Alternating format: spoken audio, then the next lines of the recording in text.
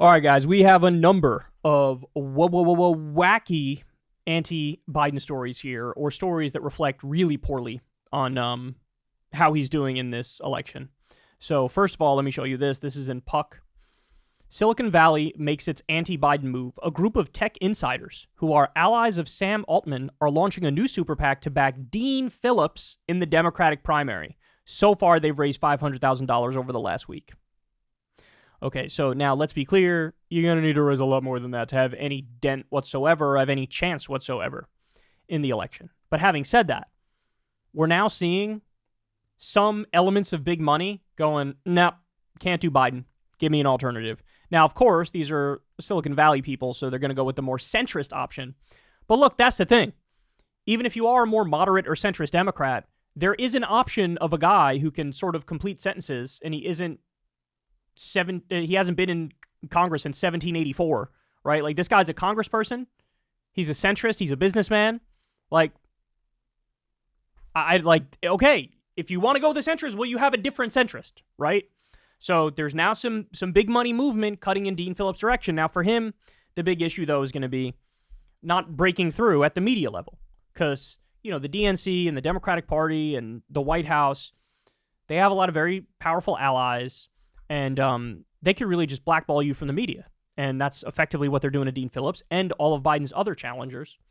But this is an interesting little sign of, like, there's mutiny that's brewing. If it can be harnessed enough and organized enough to be pointed in one specific direction to try to get somebody over the top is a different question.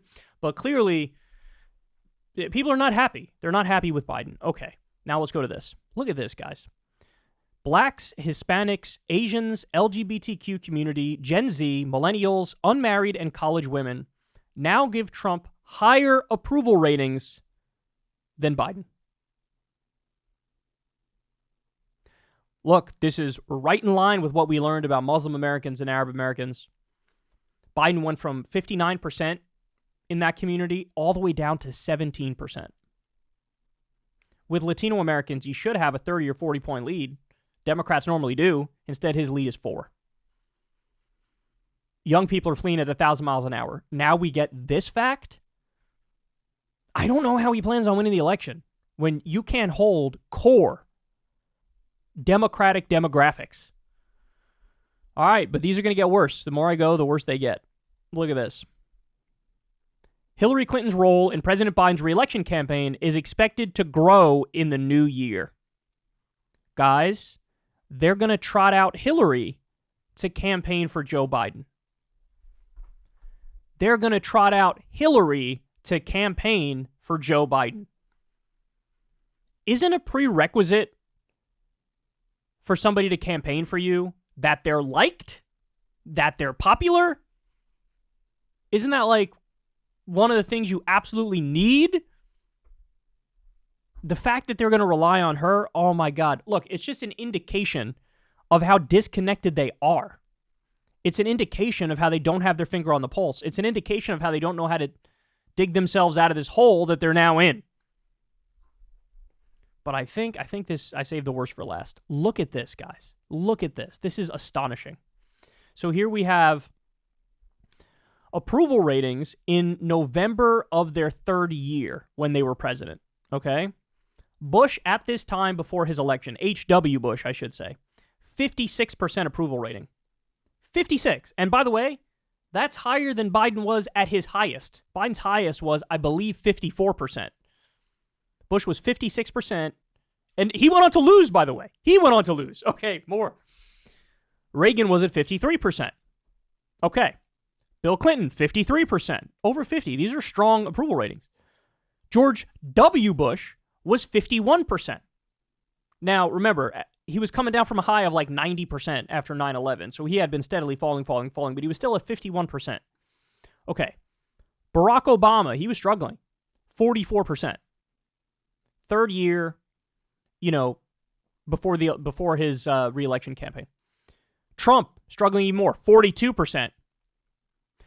Jimmy Carter, who's viewed as like the paragon of the guy who failed to get the second term, he was at 38%. What's Biden at? 37%. Now you could say, look, he's in the margin of error. Maybe Maybe he's actually 39% and Jimmy Carter was 37%, whatever. But either way, he's in Jimmy Carter territory, and at least according to this poll, he's actually a little bit lower than Jimmy Carter. His approval rating is lower than Jimmy Carter, and Jimmy Carter went on to get absolutely draxed. I mean, he's losing to Trump by 5 points in Trump's approval rating before his reelection. And of course, Trump lost too. Trump lost, Jimmy Carter lost. Barack Obama ended up winning, but you gotta understand, he ran a phenomenal campaign against Mitt Romney.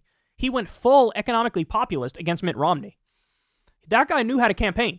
So he went from 44% and then ended up winning because he had a plan and a strategy and a path, and he made the arguments, and it worked. For Biden, he doesn't have a plan or a path or a strategy, and it's not working. And also, by the way, Biden is literally helping Israel carry out an ethnic cleansing at the moment. I don't think you can really, it's hard to come back from that, right? So, I mean, you see this and you go, I hate to say it, but I am at the point now where it's like, literally anybody else other than Biden, I think, objectively has a better chance of winning as a Democrat. Forget, if it's Biden versus anybody who's not Trump, it's over. Like, the election barely needs to be held. I'm joking, of course, but like, the Republican is going to win in that scenario. The only one Biden has any prayer of beating is Trump. And even that, Trump right now is a pretty clear favorite. So, Jesus, man. Now, again, all this is subject to change. Politics is not stagnant. It's fluid. We've gone through this a million times. But as if the election was today, he has literally no chance. None. Zero. Absolutely none. So, yeah, I mean, I'm kind of with it. Biden step aside, I'm kind of with it. I always had this line, which was, yeah, Biden is a rough candidate, but I think Pete Buttigieg would be worse in a general election. I think Kamala Harris would be worse in a general election. I'm now at the point where I don't think that's true. I now think they would actually be candidates who are more likely to win than Joe Biden. Ay, man. Wild, wild stuff. Hey, y'all, do me a favor and like and subscribe. It helps out big time in the algorithm. Click the bell as well for notifications when videos drop, and watch that video on screen right now. You know you want to.